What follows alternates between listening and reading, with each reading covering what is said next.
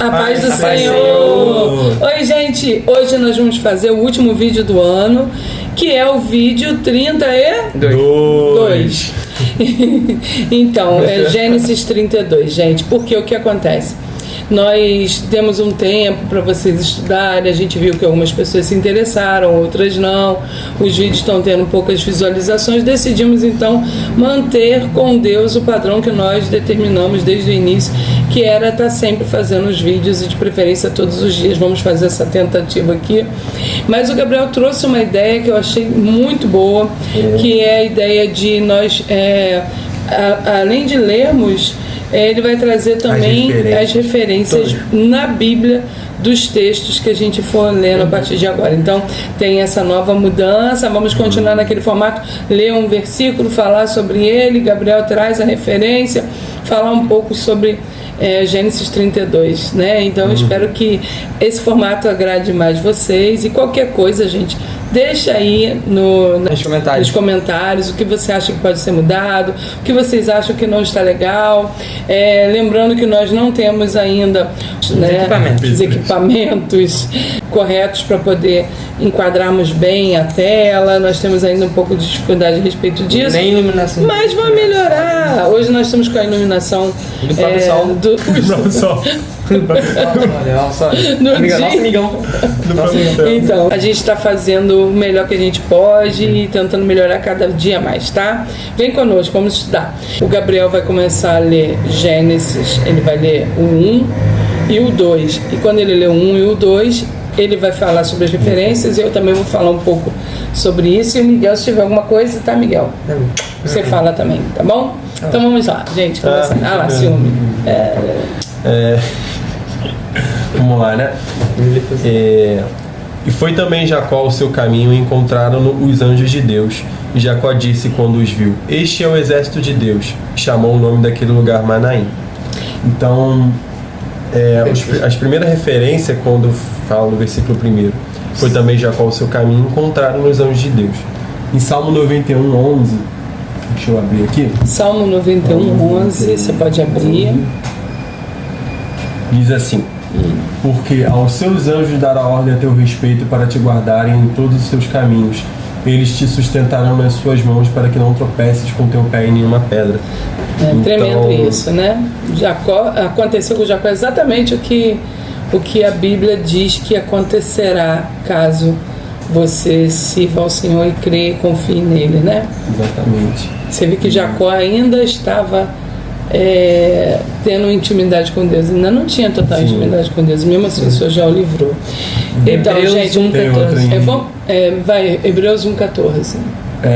Não são porventura todos eles espíritos ministradores enviados para servir a favor daqueles que hão de herdar a salvação? Então, gente, os anjos, eles são espíritos ministradores enviados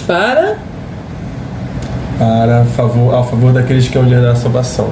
Eles são enviados a nosso favor. Por isso nós não adoramos anjos. Os anjos, eles são enviados por Deus para ministrarem na nossa vida, né? Pelejarem, trabalharem a nosso favor, a favor daqueles que buscam e creem no Senhor e buscam salvação em Cristo, né? Então, gente, vamos falar um pouco. Tem mais algum texto nesses versículos? Texto não, mas o significado da palavra Manaim. Então, o significado da palavra Manaim, o Gabriel vai falar o que a gente tem ali, mas eu também vou falar sobre um outro texto. Que significa 2 exércitos ou 2 bandos. Então, gente, olha só. Essa confusão vem do seguinte: Jacó, ele dá o nome de Manaim do local, por quê? Porque ele viu os anjos. Mas logo em seguida, vocês vão ver no decorrer do estudo, que ele divide a família dele em 2 bandos. Então existiu uma dupla interpretação. O que as pessoas interpretam?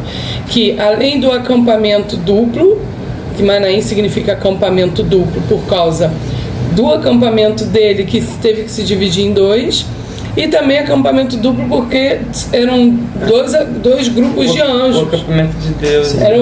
Era duplo, né? O acampamento de Deus e o acampamento dele. Então eram 2 acampamentos ali também. Então tem essa referência também que o Miguel falou aí. São 3 então, né?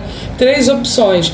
Ou ele fala sobre os 2 acampamentos que ele teve que dividir, Ou ele fala sobre o acampamento que tinha 2 fileiras de anjos, ou seja, ou ele fala sobre os 2 acampamentos, o dele e o de Deus.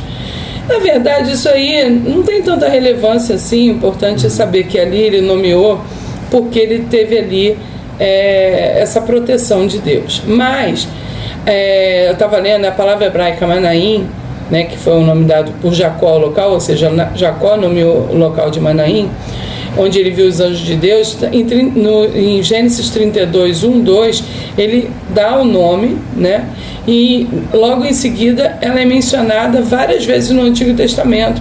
Ela é mencionada dizendo que Manaim fica em Gileade, próximo ao rio Jaboque, ao leste do rio Jordão, que provavelmente Manaim estava ao sul da fronteira entre os territórios de Gad e Manassés, mas a localização exata de Manaim é incerta, né?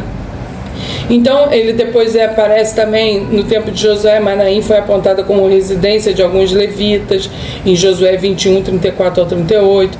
Em 1 Crônicas 6, 77 a 80, né, também a fala sobre isso.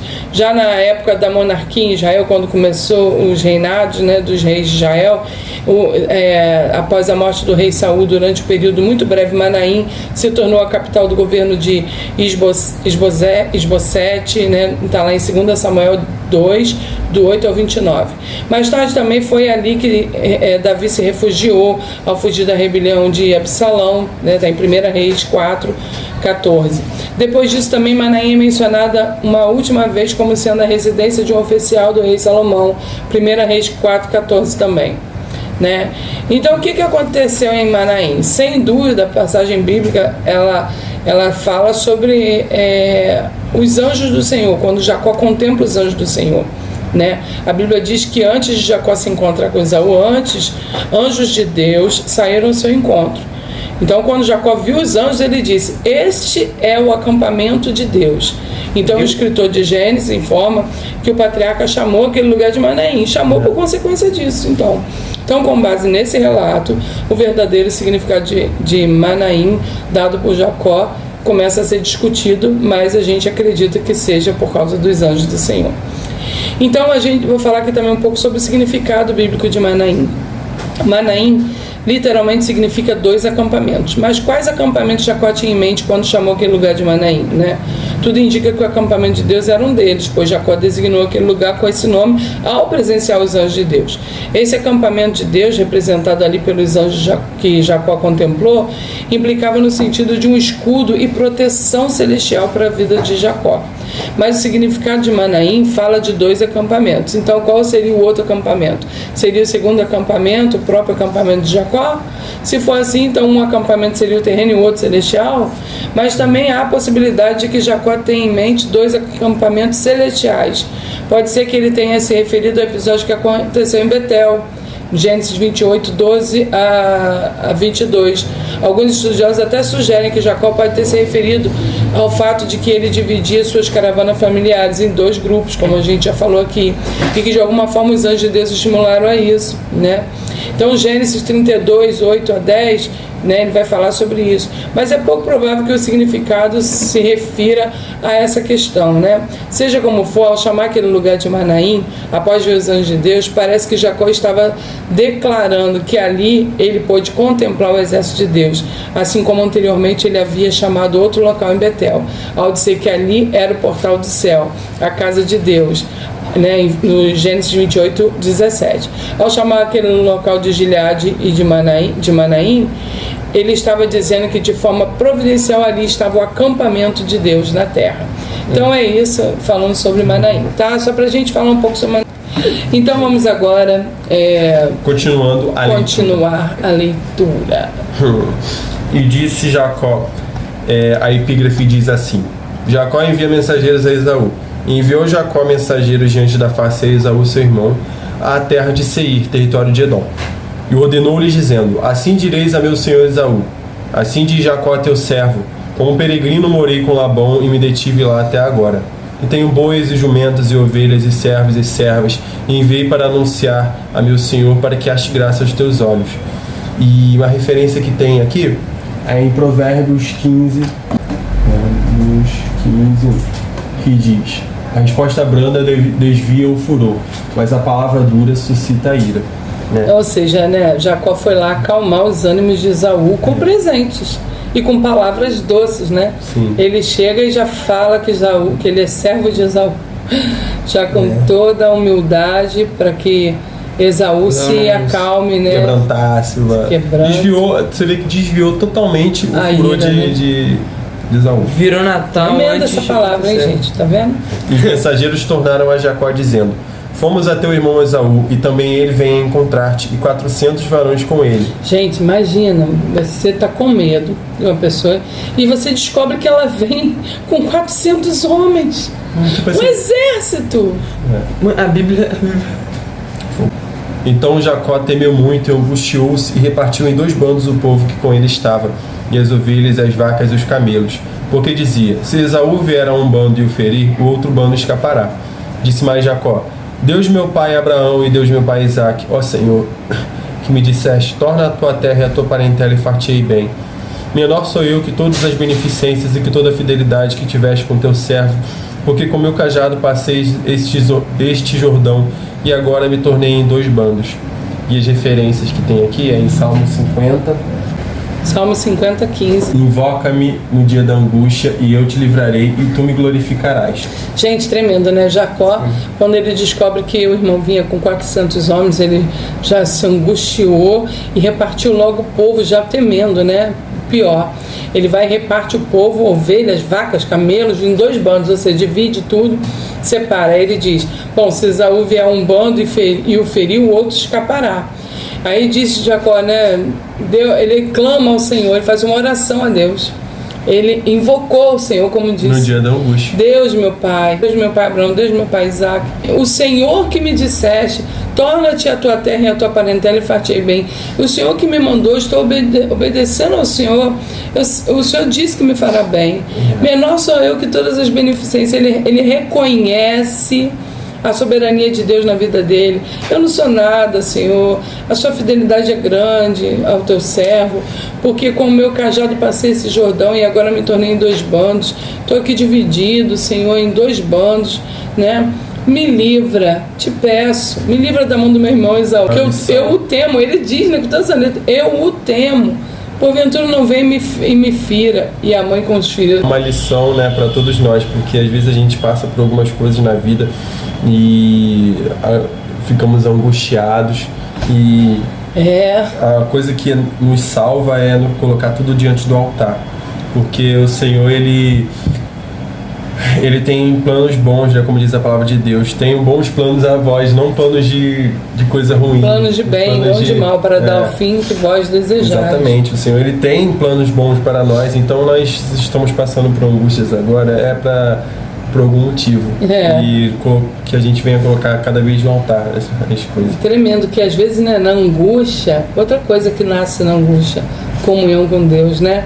Às vezes a pessoa fala assim: nossa, não sei por que eu sofro tanto. Talvez porque você só busca Deus no momento de dor. Eita, meu Deus. Então talvez você precise sofrer muito para poder. Fala, Deus. Talvez você precise sofrer muito para que você passe a buscar Deus quando tudo estiver bem para você.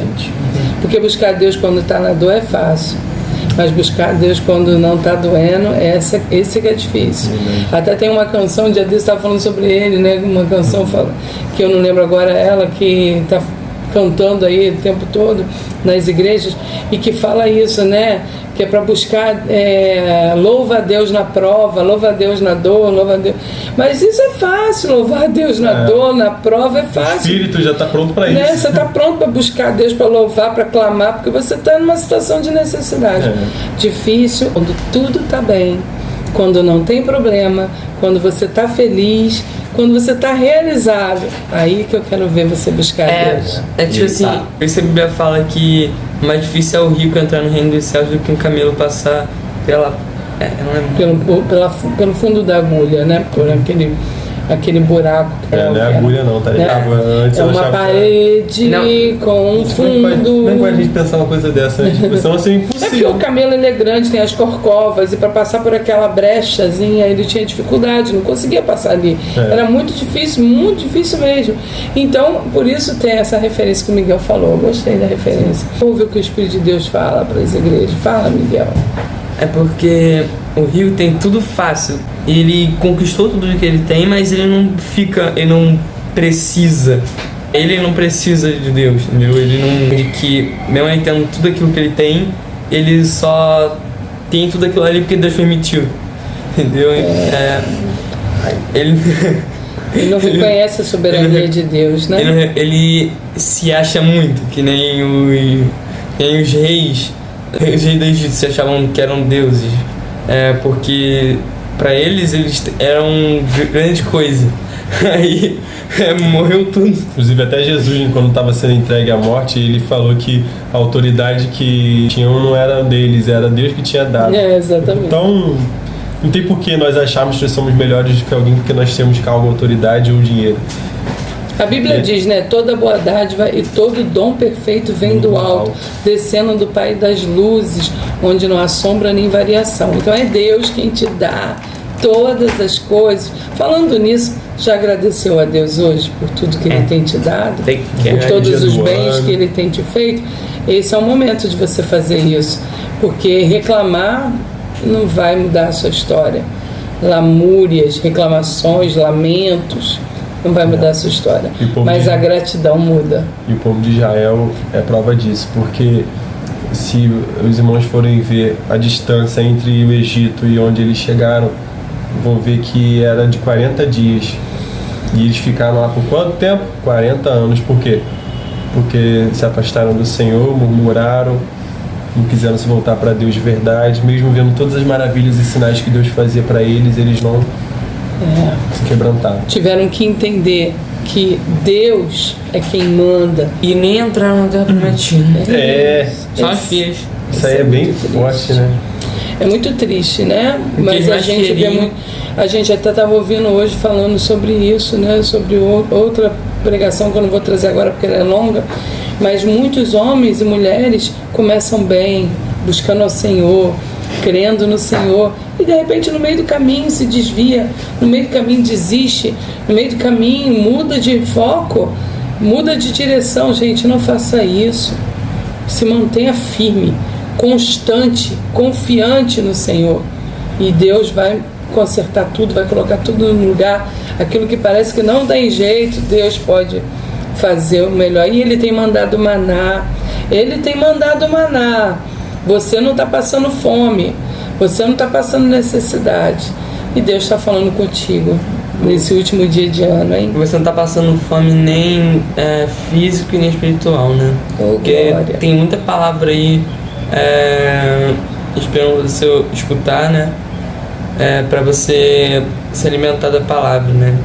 Tem muitos vídeos no YouTube de pregadores, e tem igrejas que você pode ir todo dia, né? E o alimento carnal é tipo assim, você comeu um bolo, pra você comeu aquilo ali acabou. Pra você comeu, acabou o gosto, não tem mais nada. Comeu, acabou, não tem continuação. Mas o alimento espiritual tem. O alimento espiritual continua até o seu último dia na Terra, e na eternidade também. Oh, glória! Jesus Tremendo. falou isso, né? Então, gente, ouviram aí? É para ouvir mesmo, né? Ouvir só entrar por aqui, ser por aqui, não. Ouça, deixa entrar no coração. Vamos continuar o estudo. A gente estava em qual versículo? 11? Livra-me, peço-te da mão do meu irmão, da mão de Esaú, porque eu o temo. Porventura não venha e me fira, e a mãe com os filhos. Preste atenção nisso. Vai, Gabriel. Oséias 10, 14. Oséias 10, capítulo 10, né, versículo 14. Portanto, entre o teu povo se levantará um grande tumulto, e todas as tuas fortalezas serão destruídas, como Salmã destruiu a Bet-Arbel no dia da guerra. A mãe ali foi despedaçada com os filhos. Tremendo, né? Triste isso, né? Mas é uma referência para dizer que isso acontece. No meio de uma guerra acontece isso. pessoas são mortas, mães, mulheres, crianças, idosos, todos, animais.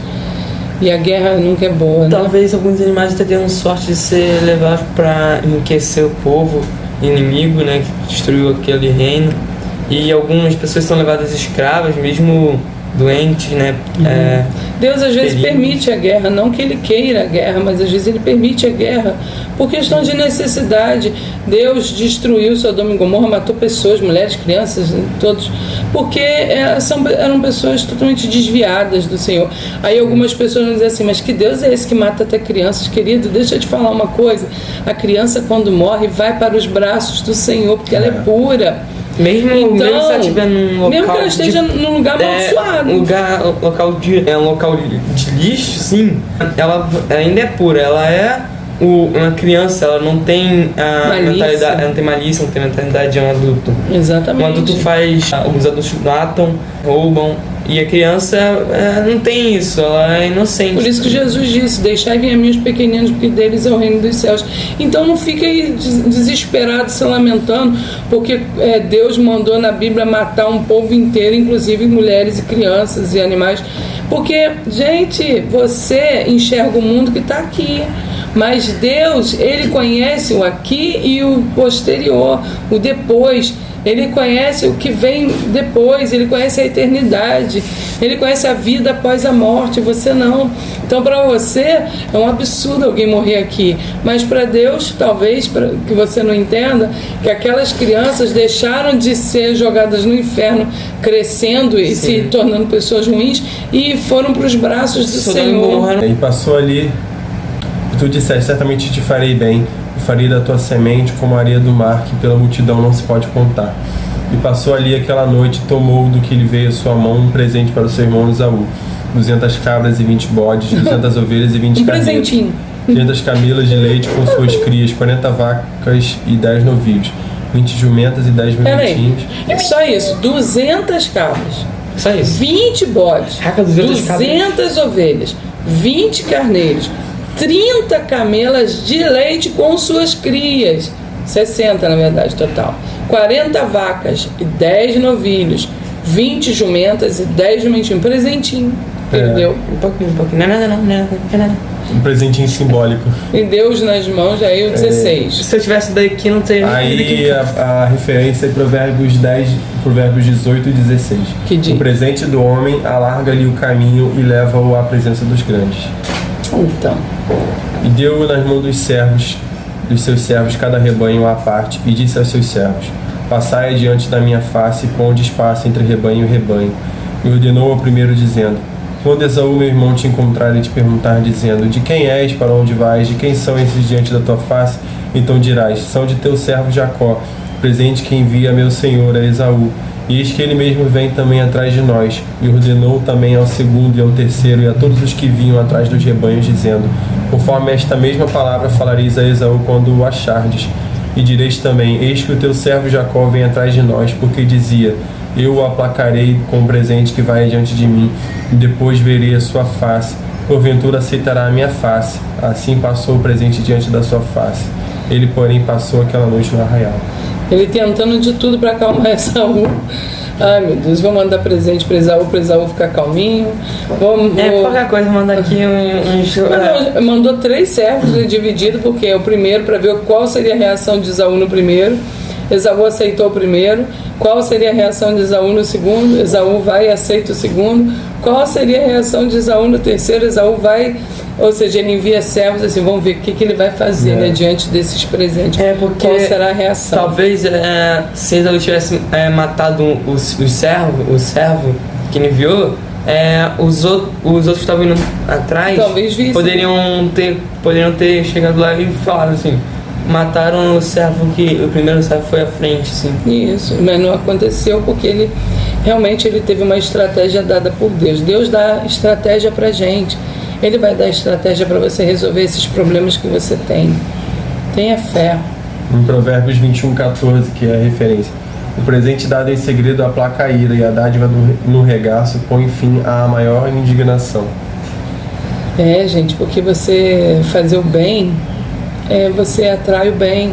dá a Quebra a sua face. pessoa, né? Você quebra Tipo a assim, pessoa. gentileza gera gentileza. Ó, tá Como vendo? Jesus falou, né? Dá a sua face, né? A quem te fere. Sofreu o dano, sofre antes do dano, né?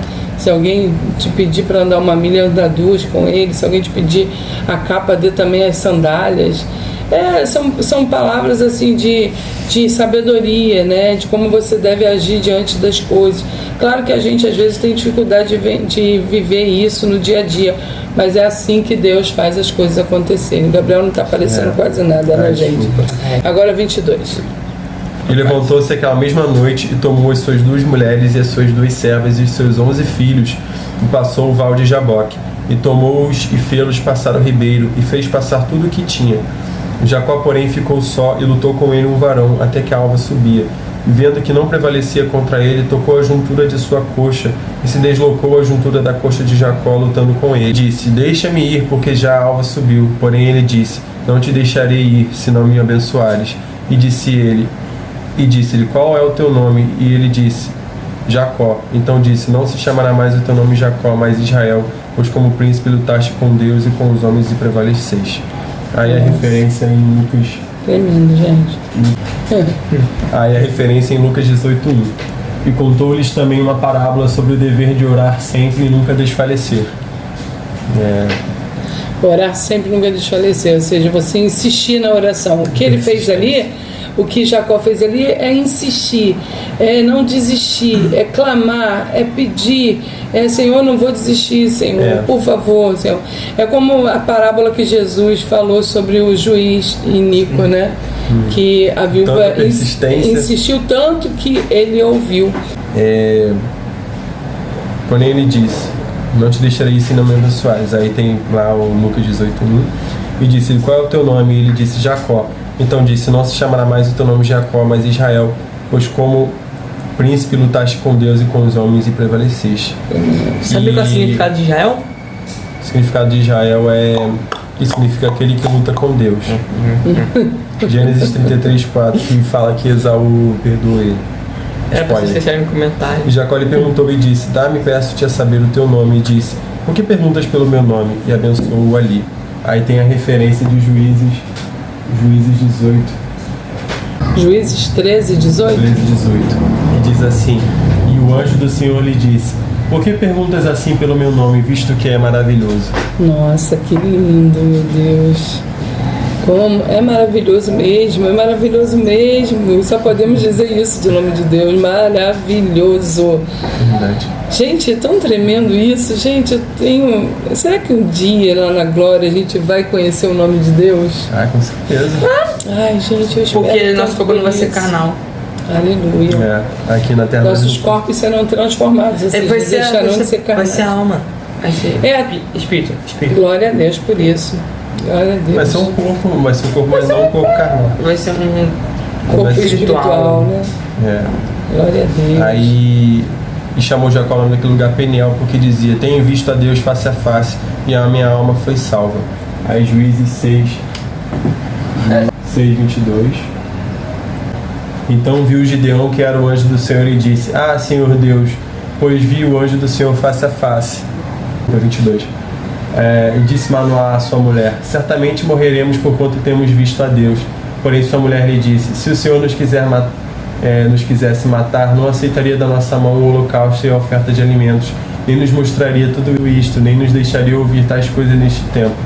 Ali está dizendo a referência, mostrando que nesses textos também no original do hebraico também fala sobre ver Deus face a face. Está falando sobre Deus, realmente Deus, não um anjo, mas o próprio Deus. E ali é o anjo do Senhor que está se falando ali, tanto ali na história de Jacó quanto ali está falando da teofania, né? Que é Jesus Cristo pré-encarnado, né?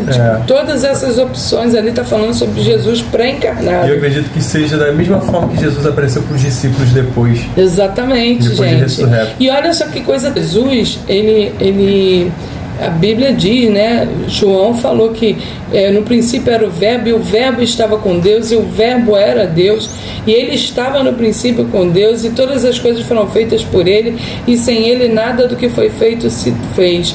Ele estava no princípio com Deus, e ele era a luz dos homens. Então o Senhor Jesus já existia, já estava formado, já estava preparado para esse momento, para o momento de entrega, né? A gente pode chamar o verbo de Bíblia. É a palavra, o verbo é a palavra de Deus. Jesus é a palavra. Jesus é a própria palavra, né? A palavra viva, né, de Deus, né? Então o Senhor Jesus, ele pré-encarnado apareceu nessa situação, apareceu para Abraão lá também, lá no meio dos carvalhais, apareceu também para Jacó aí, apareceu para outras pessoas, para Gideão, e por aí vai. Se a gente for ler, a gente vai achar outros textos. Tem mais alguma referência? Tem. Então disse eu: ai de mim, pois estou perdido, porque sou um homem de lábios impuros e habito no meio de um povo de impuros lábios. Isso está em Isaías? Em Isaías 6,5. Os meus olhos viram o Rei, o Senhor dos Exércitos. Porque Isaías também viu, mas só que Isaías vê numa visão, né? Versículo 31, então, né? 31 e 32. Vai. Saiu-lhe o sol quando passou a Peniel e manquejava da sua coxa. Por isso os filhos de Israel não comem o nervo encolhido que está sobre a juntura da coxa até o dia de hoje, por conta ele tocar a juntura da coxa de Jacó no nervo encolhido. E acabou a referência. Aí fala, você disse que ia falar sobre acabaram as referências. Vou falar um pouco sobre a luta de Jacó com Deus. A gente já falou algumas coisas sobre isso. Já deixamos claro aí que Jacó realmente ele luta com Deus, né? Isso trazia algumas dúvidas. Algumas pessoas até achavam, alguns especulavam que não era Deus, que era um anjo mau e não Deus, porque se Deus já tinha dito que o nome dele seria Israel, como é que agora Deus troca o nome dele de novo por Israel? Na verdade era uma confirmação. Jacó vai, atravessa sua família para um lugar raso do rio de Jaboque, e depois ele fica sozinho. Basicamente o texto bíblico diz que Jacó lutou com um homem que apareceu ali. Essa luta durou até o amanhecer, a noite toda. O homem queria ir embora, mas Jacó não queria deixar que ele partisse. Quando o homem viu que não podia dominar Jacó, tocou na juntura da coxa, isso é, na articulação de sua perna, na altura da coxa. Como resultado, Jacó teve sua coxa deslocada enquanto lutava com o homem. Quando o homem insistiu em partir, Jacó disse: não te deixarei ir, a não ser que me abençoes. Está lá no versículo 26. Então o homem perguntou o nome de Jacó. Depois da resposta, ele trocou o nome de Jacó para Israel. Está lá no versículo 28. Então ele lutou com o homem, mas é claro que esse homem era um homem especial, não era um homem qualquer. Ele era alguém capaz de abençoar, trocar o nome de Jacó. Ele lutou com um homem. Na verdade, esse homem não era anjo. Não tinha como ser anjo. Então isso significa que aquele homem não era um anjo, era um ser em forma corpórea. Na verdade, quando diz anjo, que algumas traduções dizem anjo, é a mesma palavra que se usa para falar de Jesus em outros momentos. Então, quando fala homem também, em algumas situações, um homem, é como Jesus se materializava. E implicitamente revela que a bênção recebida por Jacó desse homem era recebida por Jesus. Então quando Jacó teve seu nome trocado, ele escutou as seguintes palavras: já não te chamarás Jacó, e sim Israel, pois como príncipe lutaste com Deus e com os homens e prevaleceste. Depois disso, o próprio Jacó chamou aquele lugar de Peniel e explicou o motivo: vi Deus face a face e a minha vida foi salva, Versículo 30. O profeta Oséias também fala sobre esse acontecimento de uma profecia direcionada a Israel, e ele diz: no ventre pegou no calcanhar de seu irmão, no vigor da sua idade lutou com Deus, lutou com o anjo e prevaleceu, com o anjo, com um anjo, com o anjo do Senhor, que é Jesus. Chorou e lhe pediu mercê, pediu bênção, pediu ajuda. Em Betel achou a Deus e ali falou: Deus conosco. Então também refere-se a Betel. Está lá em Oséias, capítulo 12, versículo 3 e 4. Portanto, o anjo que lutou com Jacó era o anjo do Senhor, isso é, o próprio Deus pré-encarnado. Isso significa que naquele episódio houve uma teofania. Teofania é isso, né, gente? Teofania Então, não é tipo assim, não é como Jesus veio à Terra. Jesus quando veio como Messias, ele vem em carne e habitou entre nós. A teofania é uma manifestação. Tipo assim, ser visível e tocável. Tipo assim, não é intangível, é tangível, você pode tocar. E parecer com um ser humano, tipo assim, parecer com esse carinha aqui, só que é isso. Então, a melhor interpretação do texto certamente é aquela que afirma que Jacó de fato lutou com Deus fisicamente, né? Numa ocasião extraordinária e decisiva dentro da história de redenção, no Val de Jaboque, Deus se manifestou de forma visível e tangível e lutou com Jacó e o abençoou. Mas é verdade que aquela luta de Jacó com Deus teve um significado muito profundo. O texto hebraico, olha só, gente, sugere que foi Deus quem iniciou a luta com Jacó. Como foi dito, Deus, numa manifestação pré-encarnada, ajustou a sua força à força de Jacó. Porque ele é Deus, ele podia dar um fim, Jacó. Se pudesse tocar, Jacó podia deixar de existir. Mas ele ajusta a força dele à força de Jacó. Olha que coisa mais linda, gente.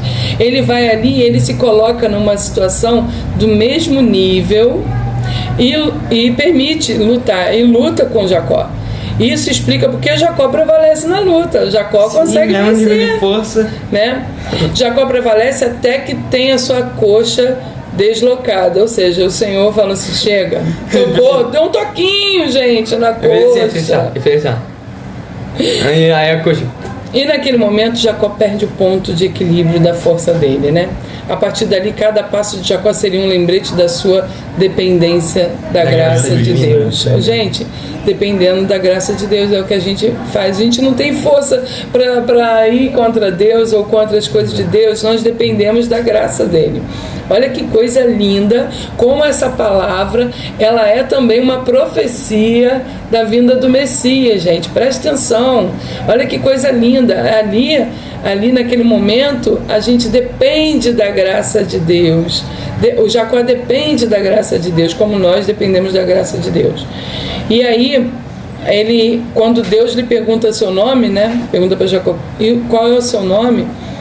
No versículo 27, aí Jacó responde rápido. Dessa vez ele não tentou ser um enganador, como havia feito com seu pai. Sim. Quando disse Esaú, diante do anjo do Senhor, Jacó reconhece seu enganador e confessa seu pecado.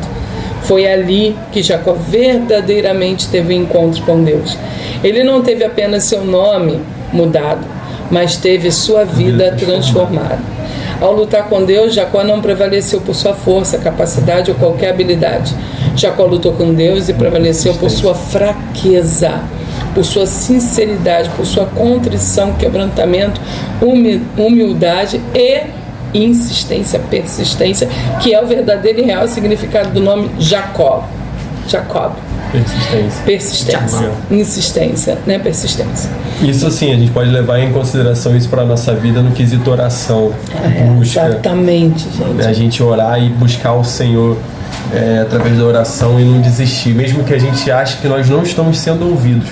Nós aqui em casa temos aprendido isso, que nossa, a gente faz uma diferença enorme na nossa vida. Sim. Se vocês puderem, irmãos, olha, para agora de achar que isso é brincadeira. Começa a orar ao Senhor, cria uma vida de oração. Nem que seja uma vez no dia, gente. Uma vez no dia. Se reúna com a sua família. Se você é sozinho, se reúna com você e Deus. E que o Senhor vai fazer planos na sua vida. Aleluia. O Senhor vai manifestar a vontade dele na sua vida. Porque o Senhor, ele quer nos dar as bênçãos. O Senhor quer, como ele abençoou Jacó. Entendeu? Busca a sua bênção no Senhor, busca aquilo que você quer, os desejos do seu coração no Senhor. Na verdade, a palavra é mais tremenda ainda, porque ela diz para nós buscarmos a Deus, que Ele nos considerar o desejo do nosso coração. Então, busca ao Senhor, que Ele vai contemplar a sua vida. Você vai viver uma vida feliz, vai viver uma vida com paz, na presença do Senhor, uma vida de que sabe, de testemunho. A partir do momento que a gente coloca a nossa vida no altar, que a gente ora, que a gente busca o Senhor, a nossa vida é transformada. Exatamente. Nós temos vivido isso aqui em casa e, sabe, é uma mudança extraordinária, extraordinária. A gente não quer nunca mais ser como antes. Isso aí, gente. Começa hoje, último dia do ano, melhor momento para se começar algo novo na sua vida, né? Exatamente. Começa hoje essa prática. E de preferência como Daniel, orar de manhã, de tarde, de noite. Sim, Daniel orava ao Senhor 3 vezes por dia. Gente, isso aí mostra a intimidade de Daniel com Deus, como que ele adquiriu tanta intimidade, como que ele conseguiu vencer tantas barreiras, como Sim. que ele Até por ele se juntava ao Senhor, né? até por ele orar, ele foi punido, né? Que ele ficou um dia inteiro Na cova dos dos leões. Mas até nisso Deus honrou ele. Exatamente, gente. A oração tem poder. Você vê que Jacó ora, o Senhor se manifesta para ele. Ai, meu Deus, coisa mais linda, aparece para ele, se materializa, né, numa posição equivalente à do homem Jacó, de homem para homem. Fala para ele: vamos lá, vamos ver se você quer mesmo isso. Vamos ver se você quer mesmo que eu tô te dando, Jacó. Porque o Senhor sabe o que nós precisamos, o Senhor quer que nós Coisa busquemos. linda, gente. E sabe, isso fere a nós, isso mexe conosco aqui mesmo, eu, por exemplo. Pelo visto, Jacó tinha muita força de vontade, né? Porque pra vencer nossa. Ele uma pessoa com a mesma força que ele, tipo assim, se Deus usasse tudo que Jacó ia fazer, se Deus imitasse tudo, Jacó não teria nenhuma chance, porque é Deus. Nossa força, e essa história também nos mostra que a nossa força está totalmente no Senhor, porque não adianta nós juntarmos, por exemplo, para nós mesmos, com a nossa própria força, lutarmos contra o pecado com a nossa própria força. Não existe, gente, não existe. Gente. Não tenta peitar o pecado.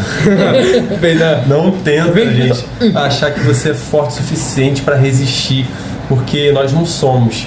Você pode ser a pessoa mais espiritual do mundo. Se você tentar lutar contra o pecado por você mesmo, você não vai conseguir. Por isso que José deixou uma excelente demonstração de coragem, né? Que ele, ao invés de lutar contra o pecado, estava surgindo nele, ele fugiu do pecado. E a Bíblia diz: fugir da aparência do mal. Fugir da aparência do mal. Exatamente. Confirmação. Então, gente, agora vamos considerações finais com o Miguel e depois com o Gabriel. Miguel vai falar considerações finais com o Miguel. Vai lá, Miguel, fala alguma coisa. A gente pode ver que hoje é o último dia do ano, né? E hoje a gente teve uma palavra aqui de confiança em Deus, né? Jacó confiou em Deus e até lutou com o próprio para conseguir a bênção que ele tanto queria, né? E Jacó temeu, né, como vou dizer, a luta com Deus, porque para ele Deus ia vencer, né? Mas ele tentou mesmo assim, mesmo sabendo, mesmo pensando que ele iria perder, ele tentou lutar e conseguiu, né? De certa forma vencer, mas no final Deus só tocou na coxa dele e deixou ele manco para sempre. Mas Jacó teve fé e ele teve coragem, né, para tentar. Ele tava com medo, né? Também ele tava confiante que ele ia conseguir, né? Ele foi pro tudo ou nada. Tipo assim, quer saber? Que tem 400 homens vindo pra atacar aqui, né? Então, vamos lá, né? Ele foi lá. E ele desistiu de fugir, né? Fugir dos problemas. Ele queria a bênção que Deus ia dar pra ele e ele conseguiu, né? Ele lutou pra conseguir a bênção, né? É isso. E toda vez que alguém sai de um encontro com Deus, sai com uma marca na vida, né? Uma marca forte que nunca mais sai de nós. Isso também é uma mensagem. Aquela marca na juntura da coxa de Jacó, a Bíblia não fala que ele sentiu dor o resto da vida, mas ficou uma marca ali. Ali ficou uma cicatriz, uma demonstração de que ele pôde ter um momento com Deus. Uma demonstração que ele encontrou. Isso não é necessariamente negativo. Não podemos dizer que foi a coisa pior que aconteceu na vida de Jacó. Eu acho que essas marcas são até boas, sabe? Porque o próprio Davi fala lá em Salmo 119, se eu não me engano, versículo 75, não tenho certeza, 75, 73, 72, que ele fala: foi bom ter sido afligido. Porque você ser afligido é bom que você tenha um momento de aproximação do Senhor e de experiência com Deus, e sua vida muda completamente. Foi o que aconteceu com Jacó. A vida dele mudou de uma forma tão grande que até a forma dele andar passou a mudar a partir dali. De uma certa forma é tremendo, né? Tremendo, porque ali ficou uma marca para ele se lembrar para sempre que Deus esteve ali com ele. Porque talvez Jacó precisasse de uma marca física, porque talvez ele precisasse de uma certeza, de algo que também, não só para ele, mas também para Esaú. De repente aquela marca ali, aquele manquejar, sei lá como é que se diz, de Jacó, tenha também feito Esaú olhar para ele com outro olhar também, né? Sim, tipo assim, Jacó, talvez Esaú viesse e olhasse assim e falasse assim: tadinho. Poxa. Tadinho, tá mancando. Isso roubou minha bênção toda, mas ele tá aí, né? Manco, fugindo. Pera. Ele não quer minha riqueza, que a única coisa que importava para Esaú era a riqueza, né? Não era primogenitura, não era a bênção, não. Ele não queria ser assim, aquele que Deus ia agir na vida, que Deus ia cumprir a promessa. Ele só queria os bens. E Jacó dando os bens demonstrou isso, né? Sim, Esaú, tipo assim, caraca, ele só pode ficar verdade, você falou agora. Jacó deu aqueles bens todos, porque, gente, era muita coisa, 200 cabras, 200 não sei o que. E tipo assim, ele era rico. Ele foi tranquilo, ele falou: beleza. Tá bom, já que você não quer minha riqueza, não, você já tá rico? Então tá bom. Já tá rico? Então tá bom, era só isso que eu queria saber. Eu ia te matar porque você queria riqueza, mas já que você não quer, tudo bem. Na Bíblia não fala isso, mas de uma certa forma dá pra gente interpretar um pouco sobre isso. E se na verdade das 12 Então agora considerações finais com Gabriel. Considerações. Vamos lá, Gabriel, falar um pouco para o povo. Então, gente, sabemos que temos que fazer a diferença nesse próximo ano. Sim. Porque, sabe, todos nós sabemos, está escancarado na nossa mente as coisas que têm acontecido no mundo, os sinais da volta de Jesus e os sinais de tudo que está acontecendo, muita gente morrendo, muitas pessoas perdendo os entes queridos, essas doenças aí, e o Senhor, Ele tem cobrado da igreja uma postura, postura de servi-lo, postura, sabe, a igreja tem que acordar, nós temos que acordar como servos de Deus. Nós não estamos aqui para brincadeira, o mundo está aí, o mundo não está brincando não, o diabo não está brincando, ele não está brincando de ser diabo, como dizem, né? Ele está aí buscando a quem possa tragar 24 horas por dia, trabalhando incessantemente, porque ele sabe que o tempo dele está terminando, ele quer atrair o máximo de almas que ele puder para ir junto com ele, porque ele já está condenado. Então, irmãos, que nós possamos fazer a nossa parte para o reino, nossa parte, buscar o Senhor, e que esse 2022 venha a ser um ano que nós possamos estar debaixo da presença de Deus, porque vai ser um ano pior do que foi 2021 em relação ao sistema, ao mundo, porque nós sabemos que estamos vivendo o fim dos tempos. Então, nós que somos servos de Deus precisamos estar debaixo da vontade do Senhor, guardados no Senhor, para que nós passemos esse ano com glória, né? com louvor. Então, busca o Senhor, não deixe para a última hora, não deixe passar mais tempo, continue agora, se dobre agora ao Senhor, persiste em oração agora, né, enquanto está tudo bem, ou enquanto e se você está passando pela prova, busca o Senhor agora logo, para que o Senhor possa te encher, o Senhor possa te colocar acima, numa posição acima, para que você possa trabalhar para o Senhor. E é isso, gente. É um fim do ano, as coisas velhas passaram e agora vão ser coisas novas. Tudo se fez novo. Gente, e também isso que o Gabriel falou, não é porque o mundo está entrando nesse momento de fim de mundo, que as coisas não possam ficar em boas para vocês no próximo ano. Nós cremos que Deus nos dará boas coisas, nos livrará do mal. Mas é como a gente falou aqui, vamos orar, buscar e fazer as coisas valerem a pena da melhor maneira possível, nos entregarmos ao Senhor. Então é isso, gente. Eu vou mostrar aqui pra vocês só a Anabela, que ela tá aqui assistindo conosco. Só uma pausa pra virar pra lá. Anabela! Oi, gente!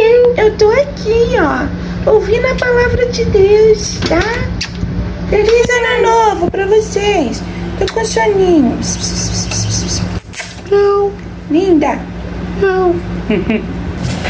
É isso, gente. A paz do Senhor pra paz do vocês. Senhor. Feliz ano novo. Feliz ano novo. Feliz Feliz 2022. Tchau 2021 e bem-vindo Adeus ano velho, feliz ano novo. Adeus 2021. Pô, na casa de 2021. É, tipo, vai. Graças a Deus até aqui nos ajudou o Senhor. Amém. Deus abençoe cada um de vocês. Estudem conosco mais esse ano, hein? Tá Sim. bom? Assistam. Beijo! Beijo, valeu. Nos mostraria tudo isto. Nem nos